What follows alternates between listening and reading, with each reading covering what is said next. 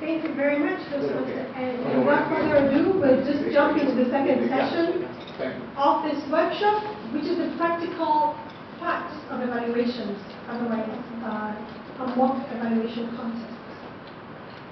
We have two evaluators today, Toastmaster Tanaji and Toastmaster Amina Al-Hajmi. Now, there'll be a twist because once they've given the evaluations will then be evaluated, as I said, by two of some of the best evaluators on the island, Toastmaster Claire and Toastmaster Mariam. I'll then escort the two evaluators out of the room that we usually do to go and prepare their evaluations. And during this time, those people in the room, there will be a table topic session from Toastmaster Idol. Then we'll come back and the evaluators will give their evaluations. So, timer, are you ready with the timing device? Yes. Thank you. At this point, fellow Toastmasters, help me welcome our test speaker, Toastmaster Rashid Maymoon, with a speech titled, Nice or Not. Nice or Not.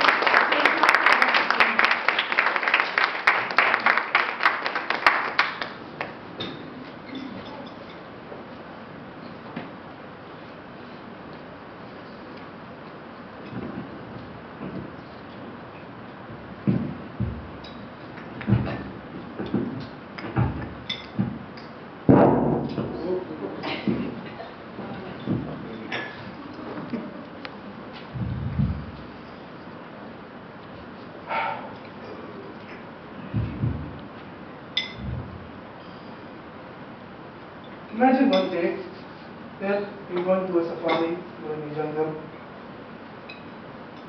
you're with a group, but at the moment that you are just stranded alone without anyone, you're just taking pictures, taking photos of the nature, the birds, the animals.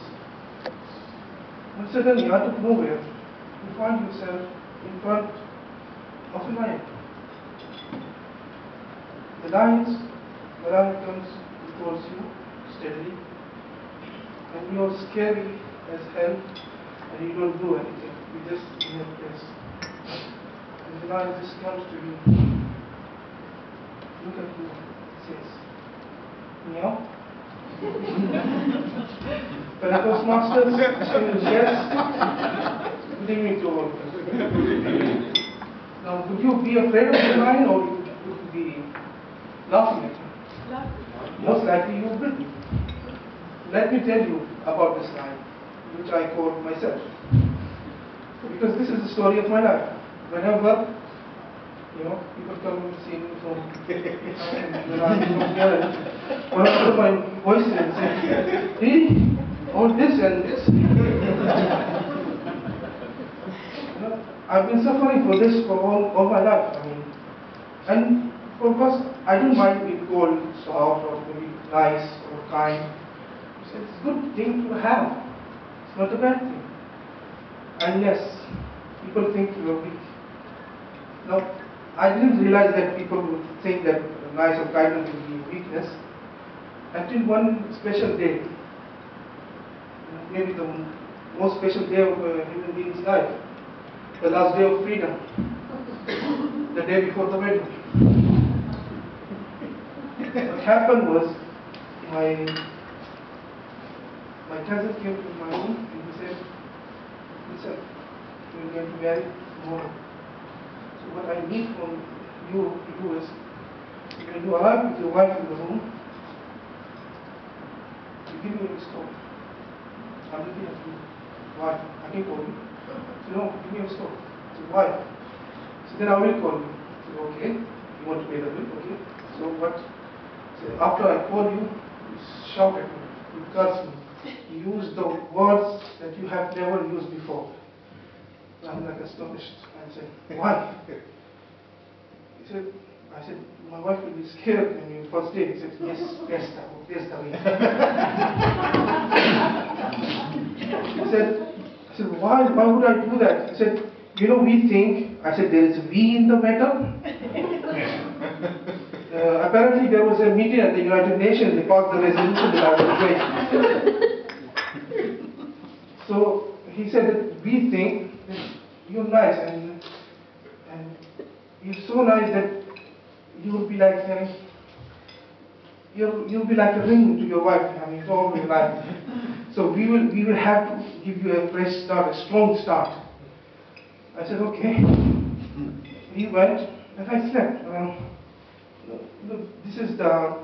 Of course, I had taken the room alone with myself. I don't want anyone there before wedding doing any pranks, any jokes. My cousin had the habit to crack eggs on my head on the bachelor's day. So I was in the hotel, closed. So I was starting thinking, society has such a double standards on men. They're so needy for men. They want men to be ambitious, to be successful both financially and professionally, but not materialistically at all. They want men to be strong, decisive, take a stand when it matters. But also you have to be flexible, open-minded, and be able to accept your mistakes. Now starting making a list what society wants, society doesn't want. Society wants you to be too caring but not needy. Society wants you to be emotional but not narcotic. Society wants you to be career driven but at the same time family orientated. Society needs you to be in control but not controlling. They want you to be dominating but not domineering. Society wants you to be confident, but with humbleness. So, as I see that there is lack balance in what the people are expect from a man as opposed to a woman. So, I slept that night thinking about, anything other than the fact that I'm going to get married the next day. And when the day came, I don't remember anything. I was just told that you have to just stand there and smile. So I did that the whole day. The moment we were going to arrive at the room, I just remembered. I just opened my phone. He said, to be or not to be? Should I or should I not? What do you think? Did I or did I not? You did it? Of course I did. What did you I did, and I cursed him, and I said the words the day previous, I just took out the dictionary and just wrote it down so I could say. But before I said the words to my cousin, I said it to my wife that I'm going to say this to him. So while I was saying this, she was laughing also. My point is that people expect you to be, if you're nice, you're weak. People expect that if you're the loudest person in the room or the most talkative person, you're right. That's not always the case. Thank God before marriage I got into Toastmasters and I realized this. It doesn't matter how loud your voice is or how much you talk, which Toastmaster folks go on. It does matter if you come to the point and speak from your heart.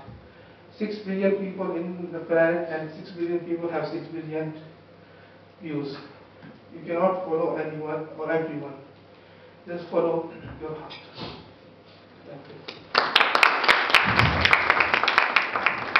Thank you.